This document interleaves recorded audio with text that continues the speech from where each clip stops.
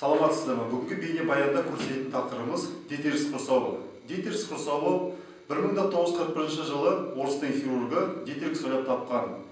Жеті құрсаудың ішінде Дитерис құрсаудың ерекшелігі ол екі қызмет атқарады. Яғни біріншісі бекітсе, екіншісі жарақаттармен жерді тартады. Дитерис құрсауының ол ағаштан жасалған, 4 бөліктен тұрады. Оның біріншісі бізде табанша. Яғни ол табанға бекітеді, және оның екі байламы бар, және жібі бар, тартып тұратын, және екі құлақшасы болады. Тағы да екі үлкен ұзын балтақтары бар, яғни сыртқы ұзын және ішкі қысқа. Ол балтақтардың ерекшелігі бекітеді қолтық астына немесе шап маңайына, және ұзындығы өзгеріп, және ол жерде бекітіліп отырылады. Арнайы тесіктер арқылы бекітемін. Осылай. Тура солай ішкі балтақ, оның ұзындығы сыртқы балтаққа қарағанда қысқа болып келеді. Ұзындығы тағы да өзгеріп отырады, және арнайы бекіткіші бар, және шабуылшасы бар. Ол ұзын балтаққа бекітіледі. Және төртінші бөлігі ол бізде таяқша. Енді қазір мен сіздерге оны қалай салатынын көрсетемін. Дитерис құрсауын салу негізгі көрсеткіштері ол бізде сан сүйегі сынған кезде, тізе буындарының сүйектері сынған кезде, және толарсақ сүйектері сынған кезде қолданылады.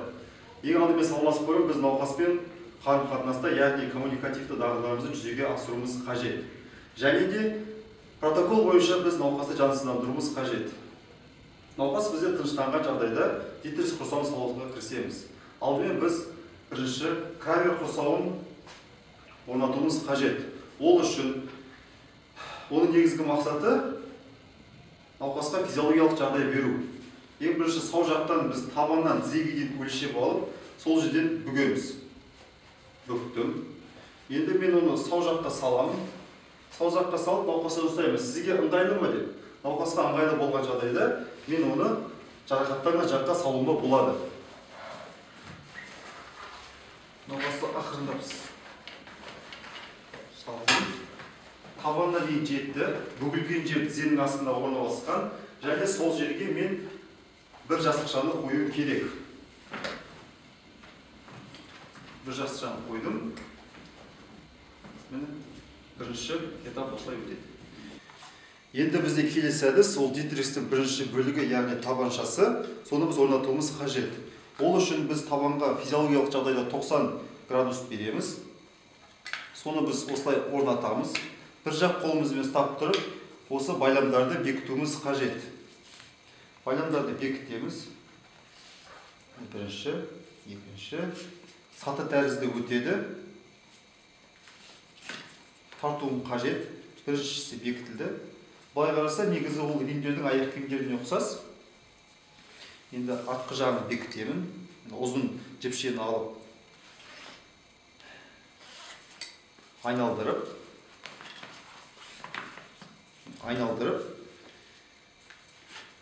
тартып, екінші жіптің сақинашасын өткізіп, тура солай бекітуім қажет.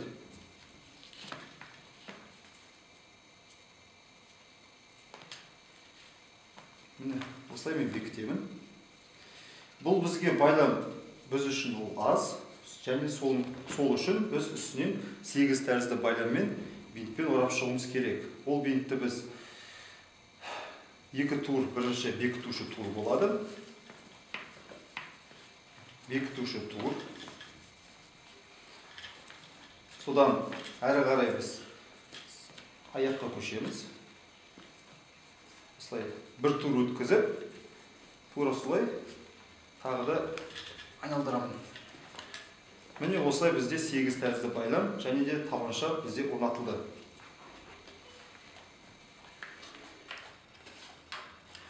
Енді келесі этап, ол бізде балтақтарды орналастыру. Балтақты орналастыру үшін бірінші біз сау жақтан өлшеп алуымыз керек. Ең бірінші сыртқы балтақ. Оны біз қолтық астына тіреп, аяқтан 15 сантиметр артық алуымыз қажет. Мені 15 сантиметр артық алдым. Тура солай біз ішкі балтақты шап аймағына қойып, аяқтан 15 сантиметр артық алуымыз қажет. тағы да бекіттім. Енді біз асықпай сыртқы балтақты табанның сыртқы құлақшасынан өткізіп, тура солай қолтық астына шейін жеткіземіз. Міне менде бекітілді.